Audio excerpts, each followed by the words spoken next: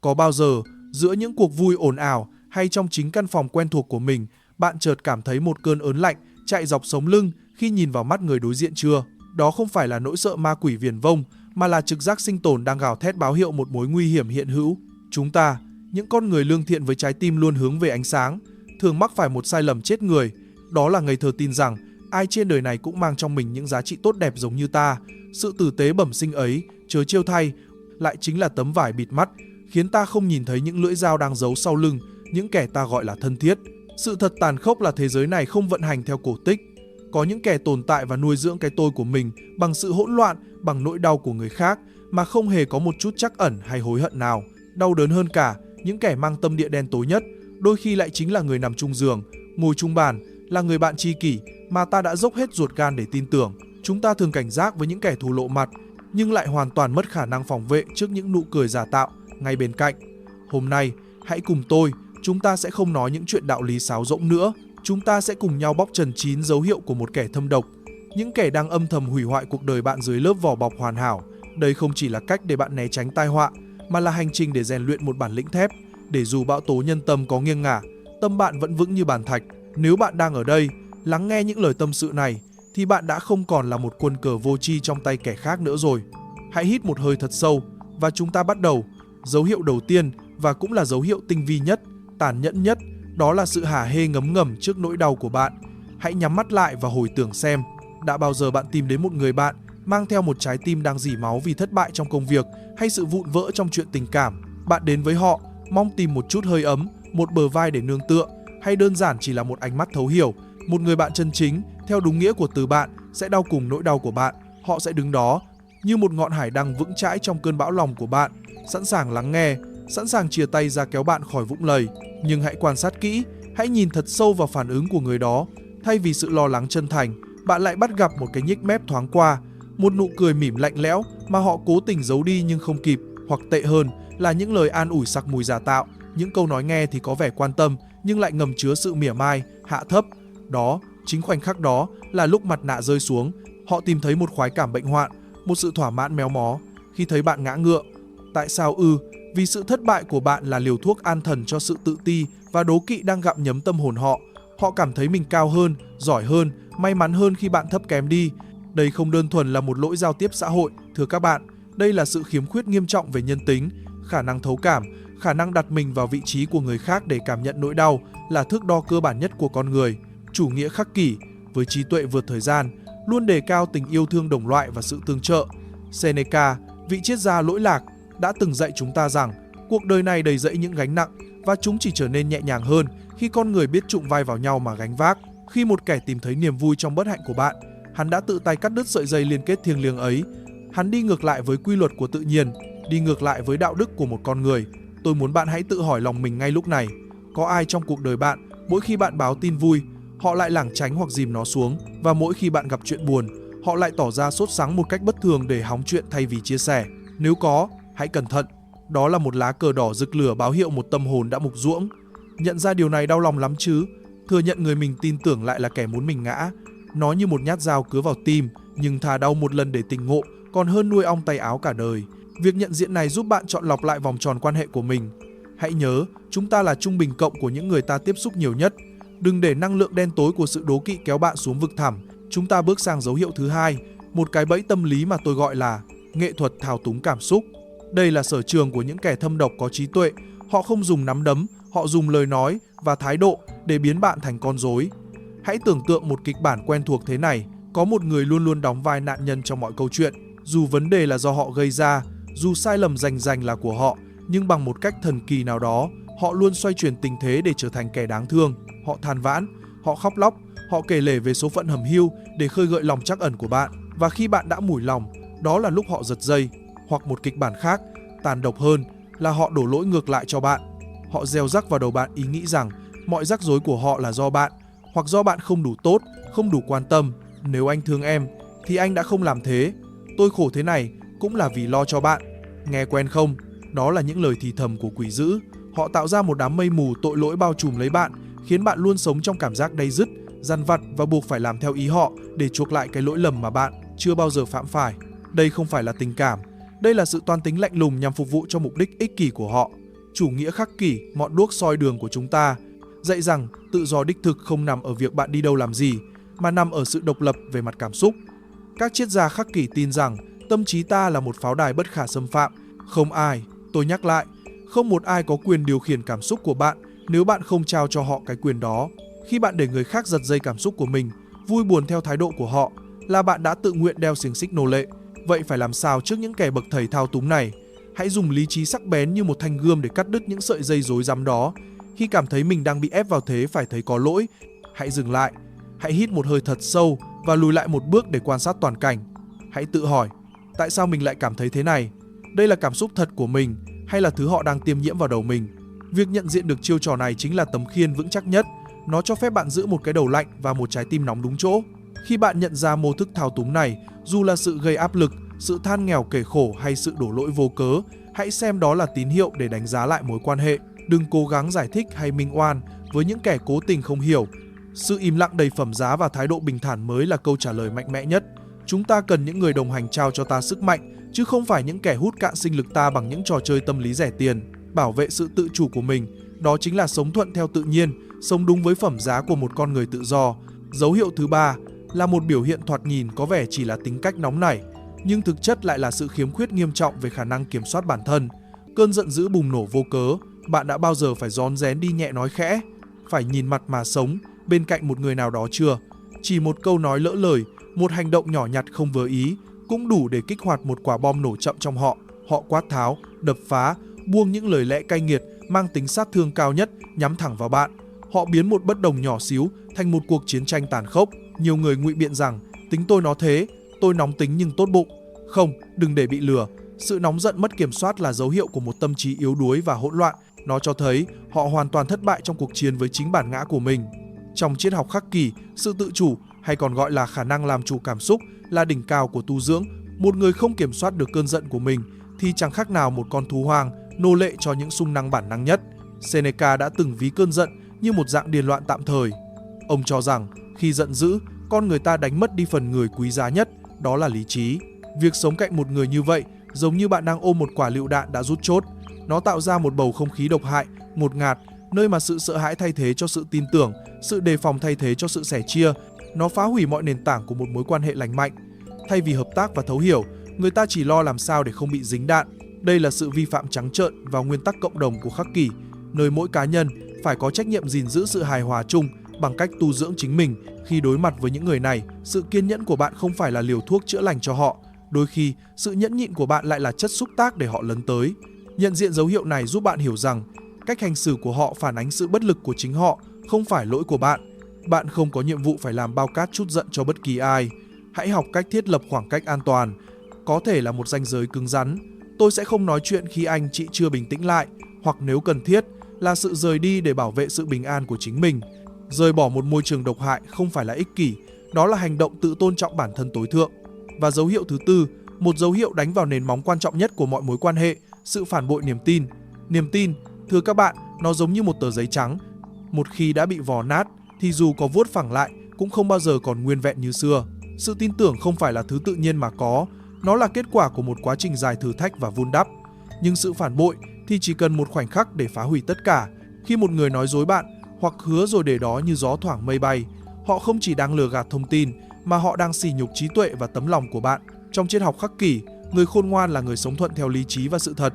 Sự chính trực không đơn thuần là không nói dối, mà là sự thống nhất giữa lời nói và hành động, giữa con người bên trong và cách thể hiện bên ngoài.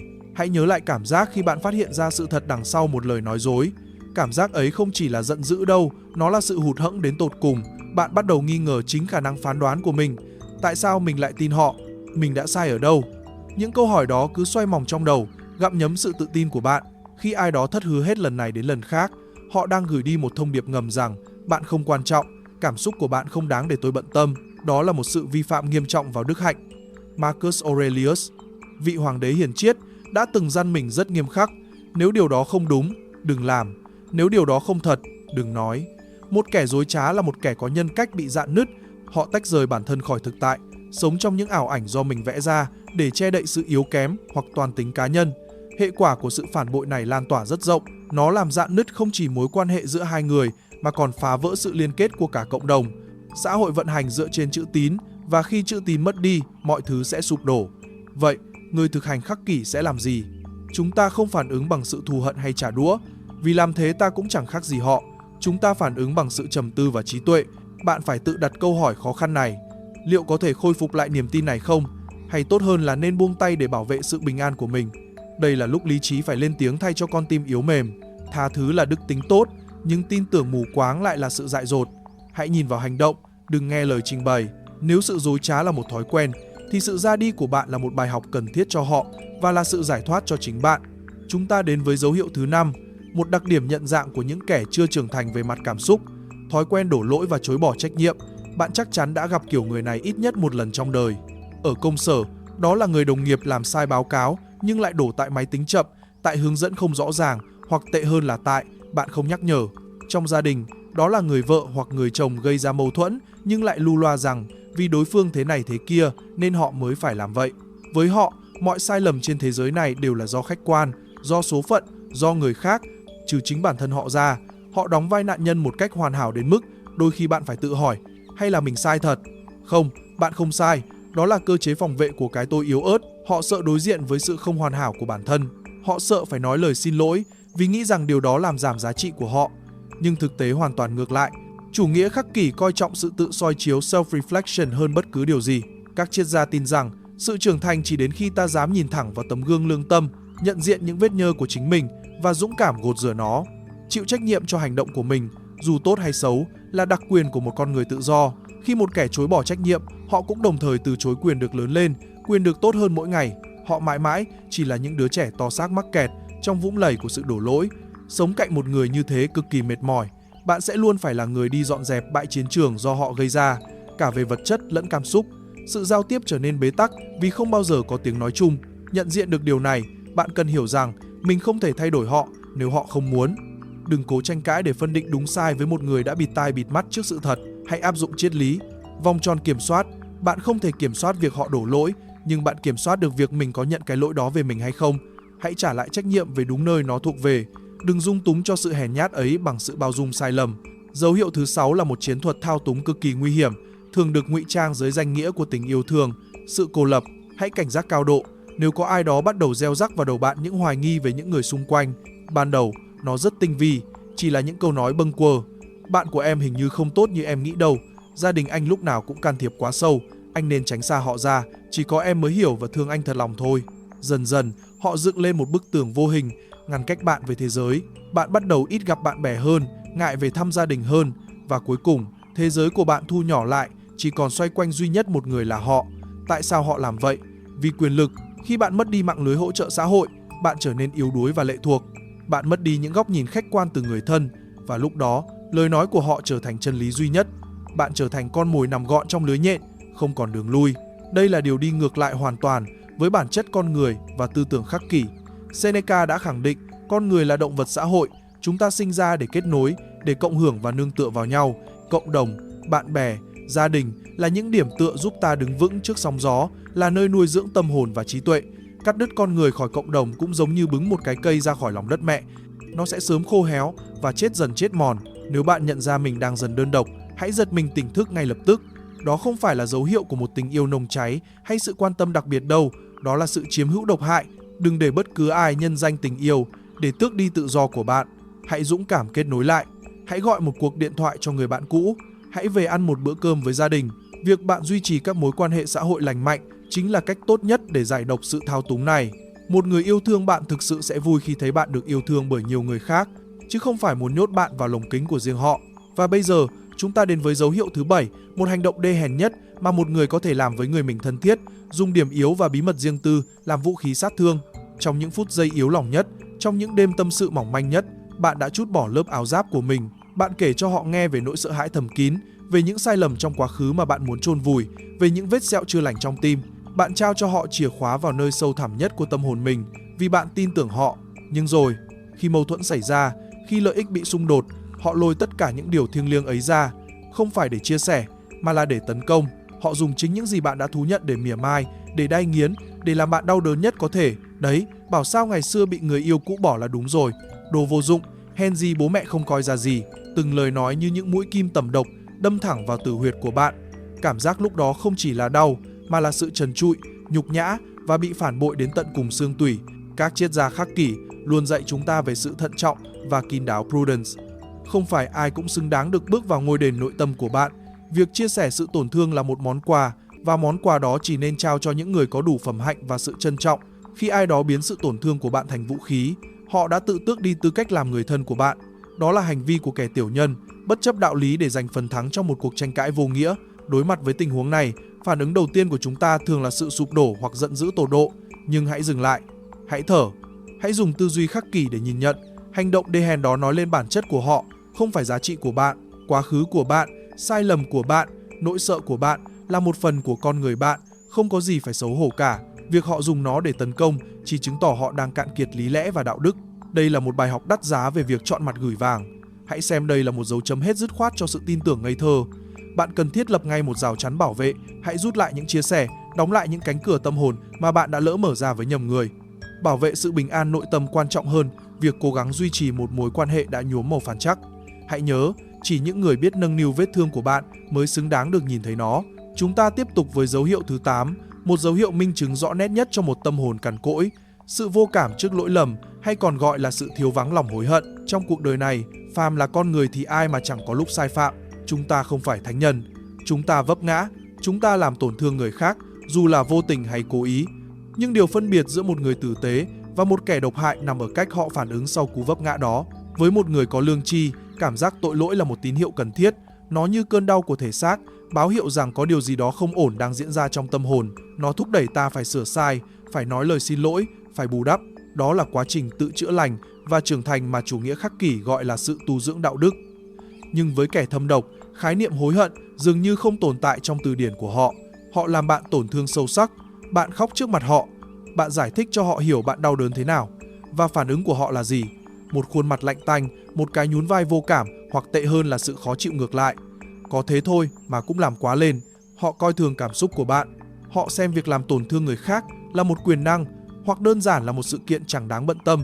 Sự lạnh lùng này đáng sợ hơn cả sự giận dữ, vì giận dữ ít ra còn là một dạng cảm xúc, còn sự vô cảm là cái chết của nhân tính. Sống bên cạnh một người không biết hối lỗi là một bi kịch. Bạn sẽ mãi mãi chờ đợi một lời xin lỗi không bao giờ đến. Bạn sẽ luôn phải tự mình băng bó vết thương trong sự cô đơn tủi cực. Đừng kỳ vọng họ sẽ thay đổi. Một người không cảm thấy đau khi làm người khác đau thì không thể nào dạy dỗ được. Triết gia khắc kỷ khuyên chúng ta nên chấp nhận thực tế trần trụi này, họ là như vậy. Việc của chúng ta không phải là cố gắng đánh thức lương tri của một kẻ đang giả vờ ngủ say. Việc của chúng ta là bảo vệ mình khỏi sự tàn nhẫn vô hình đó. Hãy thiết lập khoảng cách, và nếu cần, hãy rời đi. Sự bình yên của bạn quá đắt để đánh đổi lấy sự thờ ơ của kẻ khác. Và cuối cùng, dấu hiệu thứ 9.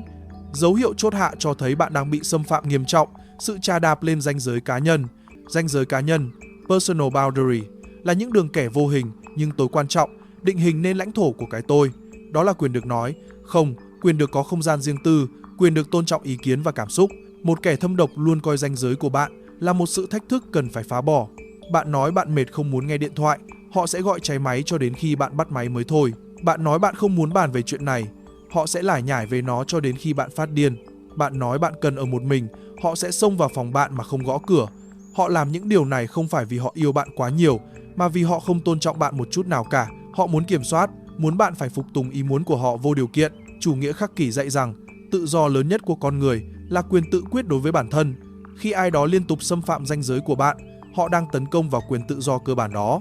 Họ đang cố gắng biến bạn thành một phiên bản mở rộng của chính họ, một công cụ để thỏa mãn nhu cầu của họ. Nếu bạn nhượng bộ, bạn sẽ mất dần cái tôi, trở thành một cái bóng mờ nhạt, sống cuộc đời của người khác. Đừng sợ bị đánh giá là khó tính hay ích kỷ khi bảo vệ ranh giới của mình. Sự tôn trọng bắt đầu từ việc tôn trọng chính mình. Hãy học cách nói không một cách dứt khoát và kiên định. Tôi không đồng ý cách anh nói chuyện với tôi. Tôi cần không gian riêng lúc này. Xin hãy tôn trọng. Nếu họ vẫn tiếp tục vi phạm, hãy có những hành động quyết liệt hơn. Ranh giới không phải để thương lượng, đó là để tuân thủ. Những người thực sự yêu thương bạn sẽ tôn trọng ranh giới của bạn, vì họ hiểu đó là cách để giữ cho mối quan hệ được bền vững và lành mạnh. Kết lại, thưa các bạn, cuộc đời này ngắn ngủi lắm. Thời gian của chúng ta trên thế gian này là hữu hạn, như dòng sông chảy đi không bao giờ trở lại. Tại sao chúng ta lại lãng phí những giây phút quý giá ấy để chịu đựng những kẻ đang rút cạn năng lượng sống của mình? Nhận diện 9 dấu hiệu của kẻ thâm độc không phải để chúng ta trở nên nghi kỵ, sợ hãi loài người, mà là để chúng ta biết trân trọng những người thực sự tốt, và biết cách bảo vệ khu vườn tâm hồn mình khỏi cỏ dại độc hại. Sự dũng cảm không chỉ là dám đối mặt với kẻ thù ngoài chiến trường, mà còn là dám cắt bỏ những khối u ác tính ngay trong các mối quan hệ thân thiết. Đó là hành trình đau đớn nhưng cần thiết để tìm lại sự tự do và bình an đích thực. Hãy nhớ lời của Marcus Aurelius, cách trả thù tốt nhất là đừng trở nên giống như kẻ thù. Đừng để sự thâm độc của họ biến bạn thành một con người cay nghiệt. Hãy giữ cho tâm mình sáng, lòng mình yên và bước đi hiên ngang trên con đường của đạo đức và trí tuệ. Cảm ơn bạn đã lắng nghe những dòng tâm sự gan ruột này trên Nhịp Sống Khắc Kỷ. Nếu bạn thấy hình bóng của ai đó hay thậm chí là chính mình trong câu chuyện hôm nay, đừng ngần ngại thay đổi. Hãy mạnh mẽ lên vì bạn xứng đáng với những điều tốt đẹp nhất. Hãy đăng ký kênh không phải vì con số mà để chúng ta có thể tiếp tục đồng hành cùng nhau, chia sẻ những liều thuốc tinh thần, cùng nhau rèn luyện một bản lĩnh thép giữa đời thường. Cho đến lần gặp lại, chúc bạn luôn giữ được cái đầu lạnh và một trái tim ấm áp, thân ái và quyết thắng.